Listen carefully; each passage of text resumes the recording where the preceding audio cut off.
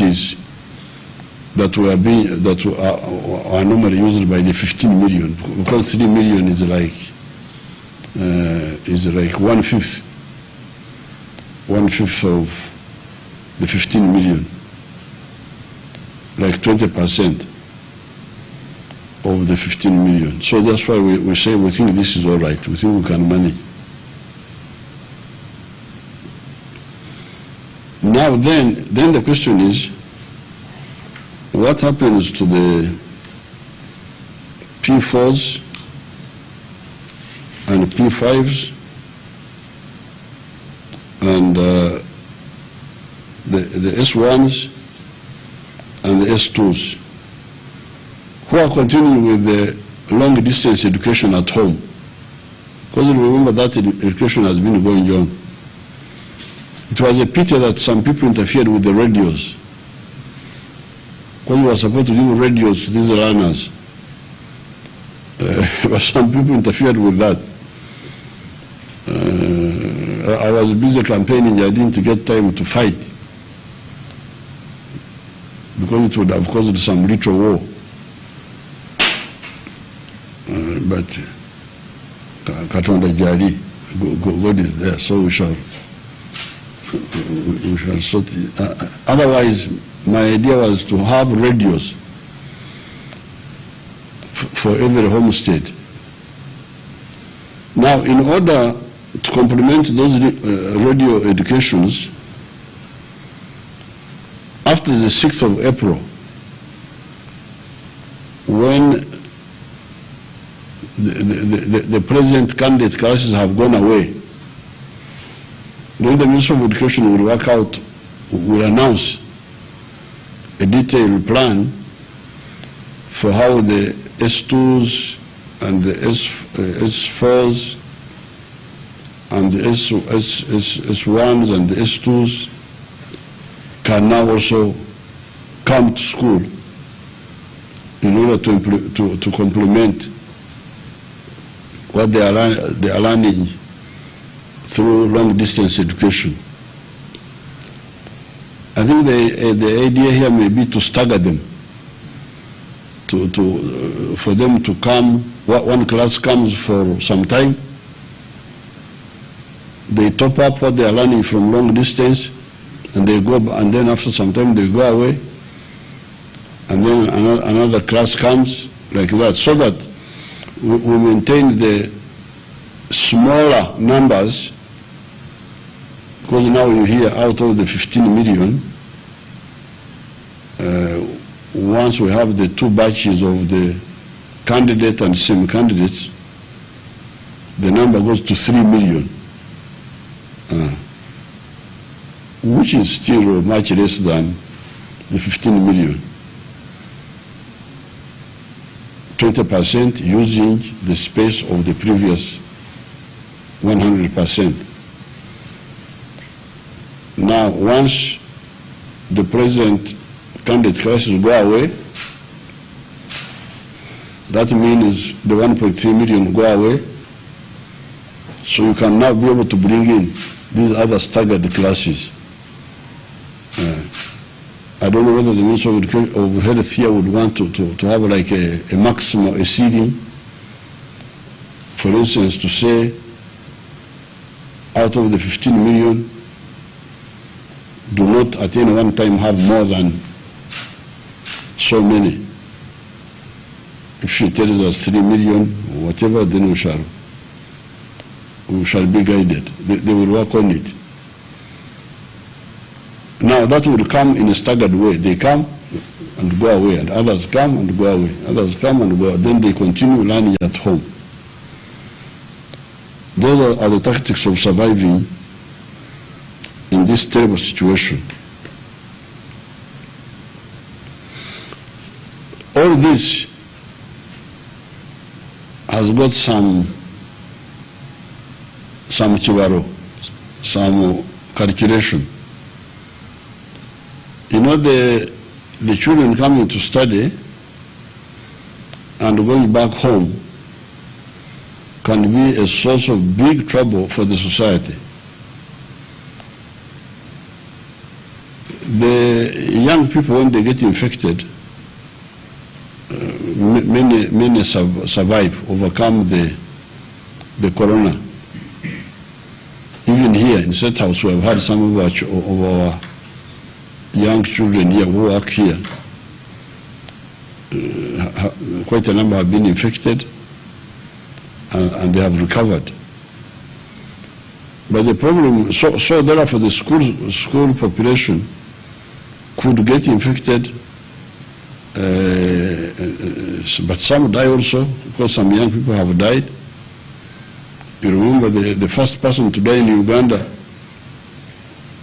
was the young woman from Namisindwa, who was only 34. That was the first person to die. And during the campaigns I showed you here on the TV, a girl of 5 in the US who died from corona. I showed you the picture here. So there's no guarantee, but generally speaking, the younger people survive better than the older people.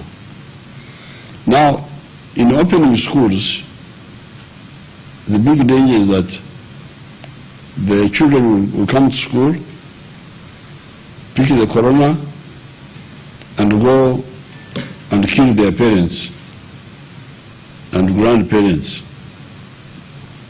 So here we shall have the same situation like we had with AIDS, where all the adults died because the AIDS was affecting adults, not the children. And we ended up with many households headed by children. You know the risks of that. So those who have been agitating for opening schools should bear that in mind. What if we lose a whole generation of these adults? What impact would it have even on the children, the ones you claim to be concerned about? They may end up being worse than they were. However, what we are doing, we have decided to do now, is tied with other efforts. The efforts of getting a vaccine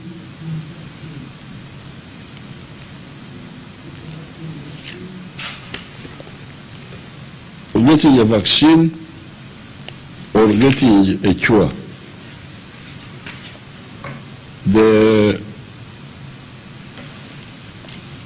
The vaccine, we are preparing to start vaccinations in end of February or March, because we are going to get 3.5 million vaccines from a program known as COVAX facility. This is a group of countries which got together and funded vaccines for developing countries. So we're going to get 3.55 million vaccines from this. However, we are also arranging to buy directly from the Serum Institute of India 18 million doses. These doses, 18 million, because somebody gets a vaccine twice. So when you talk of 18 million, you are talking of 9 million persons to be vaccinated.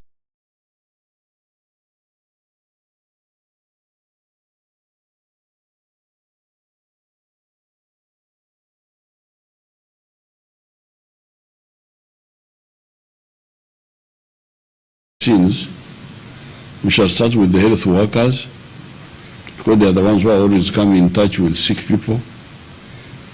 Then we add on maybe the security personnel, and then we add on the teachers, because these teachers are there, but they are teaching, but they are adults. And some have got underlying conditions, diabetes, what have you, alcohol. When you find some of the teachers look like amenvu because of drinking alcohol. So all those underlying conditions make them very vulnerable.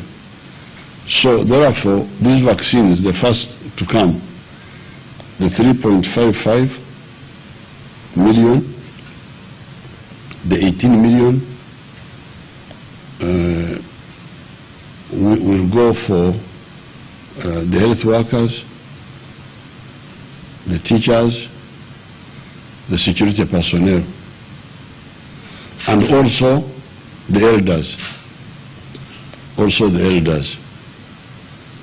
So once these elders are vaccinated, as part of the first batch, then we shall not have the fear that when the children go to school and come back,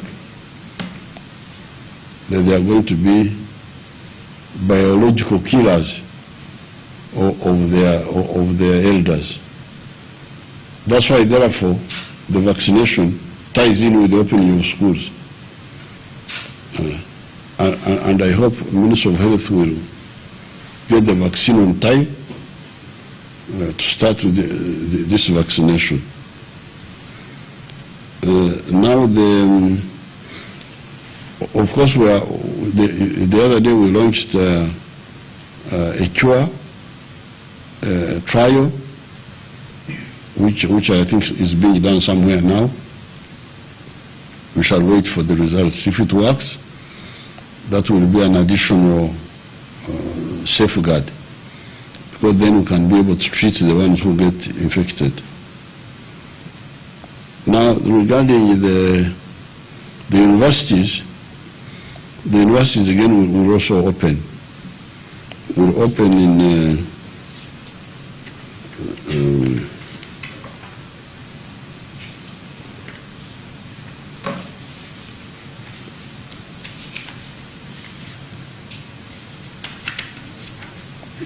they will open in March in a staggered way. This will use the staggered approach. All of them, the universities and the tertiary institutions. The staggered way is, the good thing with the universities is that many of them are already online. They are teaching online because many of them have the capacity. And the learners there are more advanced, so they can use online. But in order to complement, they will be opening in this staggered way, especially for the science courses. It is very important to come and do practicals and not just depend only on long distance education. Now, overall, the academic year 2020 will end in July 2021. So that we say, okay, this academic year should have ended in December 2020, but because of the corona and all that, it will end in July 2021. So that the learners, just after 6 months more, they complete their academic year. Now, overall, our struggle against corona is still doing well, because from the figures I have here, 39,735 people have been infected since the beginning. The deaths are 327. People have died at 327. This is not to be compared with what has happened in some of the other countries. I think in the United States they have lost 400,000 people. 400,000. That is like a whole of some of our districts, some of our big districts, medium-sized districts. Some of our medium-sized districts, the whole population dying. It has been very serious. Those who have recovered are 14,310.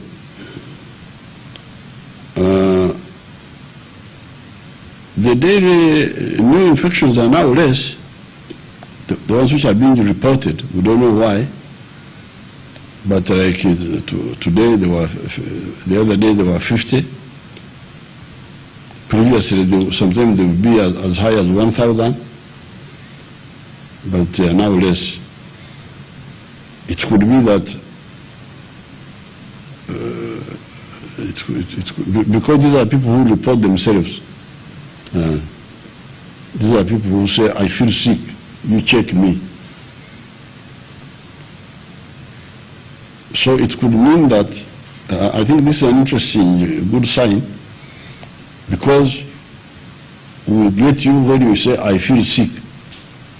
I don't feel all right, you check me. So it's a fairly accurate way, because when people don't feel sick, that means they are not sick. So otherwise, they would come. So those who are coming and say we feel sick, and they are checked from a big batch, I think you check many more, but the 50 are the ones who are found with the virus. So that's an interesting figure. That's an interesting figure because previously, at one time we had reached at 1,000 per day confirmed cases. So therefore, I appeal to Ugandans to continue observing the guidelines about corona. I normally see people riding on borders without masks, 3 of them. That reckless life is not good. Health is wealth. We have lost quite a number of some of our prominent people from this corona, apart from our other ordinary people. We lost Chivejinja, we lost Paul Etienne, lost Kisamba Mugerwa, we lost religious leaders like Bishop Kabwa, Bishaka, one of the church leaders, Bishaka. We lost members of parliament, Hajatu Watongara, Sentong of Chotera, Alupo, and so on. Kasim Mbanda, Alfred Mbanda, the husband. We have really lost a lot of people for no good reason if precautions had been taken. Many have been treated and they have recovered. And the reason they were treated and recovered is because there were not too many. Because if there had been too many, like in Europe, we would have been overwhelmed. And many people would have ended up dying. Because there are too many, you cannot attend to them. So this small death, this small number of deaths, is because of the precautions we took. So that when the people who got sick were manageable numbers. and the doctors could concentrate on them and give them full attention. But if there are too many, we shall have a lot of burial parties. You know, those people who put on white and they are covered. So I don't know whether we want to increase the work of the burial parties or want to save ourselves. So therefore, I appeal to everybody to continue to observe these precautions, and the crisis may be coming towards an end. We are getting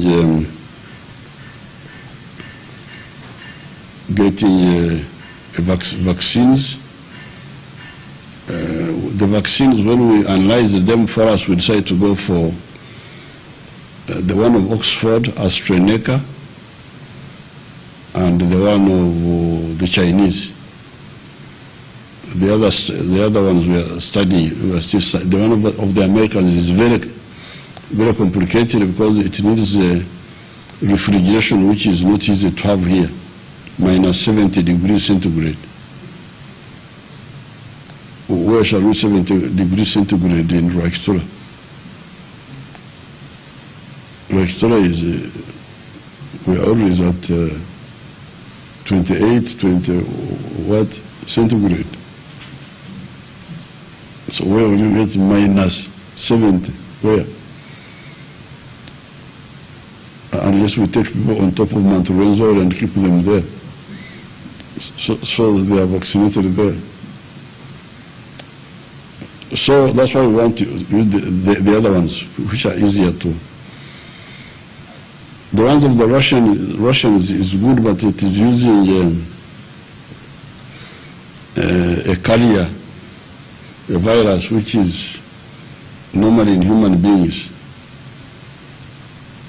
And we want to first check whether that virus is already in our society, because then that will be a problem. Otherwise, the other one is using the virus from chimpanzee. Now, chimpanzee, although they are our relatives, but we are different, apparently.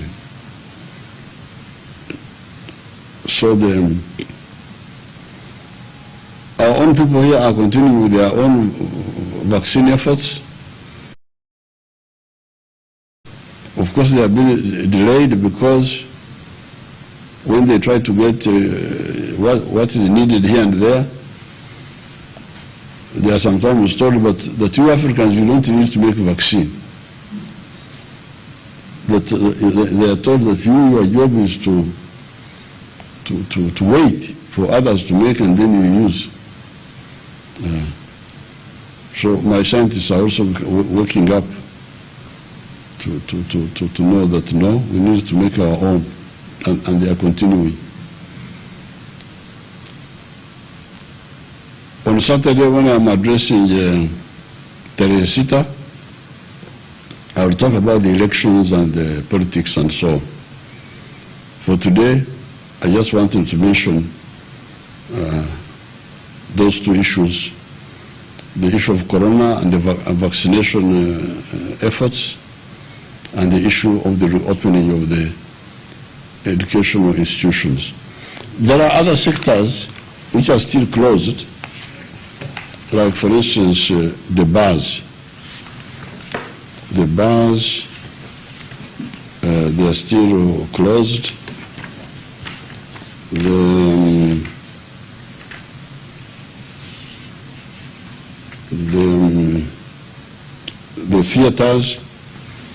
theaters for films. We are studying, our technical committee of health are studying those, and they will be giving recommendations, which I will communicate to you in a few weeks. But all this will be easy once we start the issue of vaccine. That will be simple. Otherwise, the rest is really high risk management. Because you see, for instance, our bar people, there is some idea that, okay, the Batamivu, the drunkards, they may not go inside the bar. They should be outside and observe social distancing outside. But I don't know whether drunkards are reliable partners in some of these arrangements. Even if you say, we keep the distance on paper, will the drunkards adhere or what? If they don't. So you see that's why the safest thing is, let's get a vaccine. So that these drunkards, whatever they do, they are safe. But for now, you can see a lot of, you may say, bars open, but serve from outside, which could be done. But these are drunkards. These are people who are not sober. Will they follow that or what? So for me, I think I would be safer.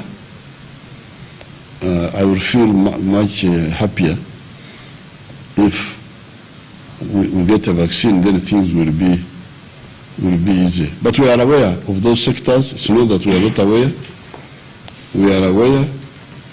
But I want you all to know that really inconvenience is not the same thing as dying. Dying is final. Inconvenience is a disturbance which is curable at some stage. But death is irreversible. You cannot reverse it. Once somebody has died, he has died. So I thank you, and I wish you good luck, and I congratulate you for participating in the elections. You saw how peaceful the election day was, the one of the president, 14th, and the parliament. We told you that nobody would disturb these elections. They may have the intention, but we have the capacity to defend the country, and you saw what happened. We were able to defend the country. So please be confident. The elections are now finished. Start working. Don't waste time with the endless electioneering and quarreling and so on. Go for production to get rid of poverty. I'll be giving you a detailed plan of what we intend to do. I thank you, and I wish you good luck.